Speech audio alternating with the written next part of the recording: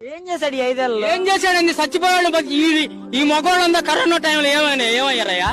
ఏడబోయారు వాళ్ళందరూ కరోనా టైంలో. ఏడబోయా నువ్వు మాట్లాడే మగోడు కాదు. ఎక్కడికి పోయావు నువ్వు?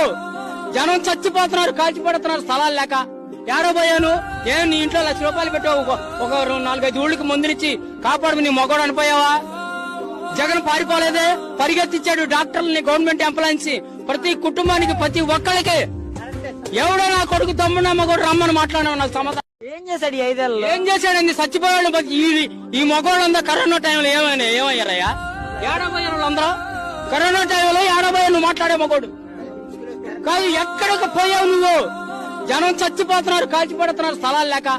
ఏడబోయాను ఏం నీ ఇంట్లో ₹1,00,000 పెట్టావు, ఒక 4-5 ఊళ్ళకి మందులిచ్చి కాపాడు నీ మగోడు అనిపోయావా? జగన్ పారిపోలేదే, పరిగెత్తిచ్చాడు డాక్టర్లని, గవర్నమెంట్ ఎంప్లాయీస్, ప్రతి కుటుంబానికి, ప్రతి ఒక్కరికి.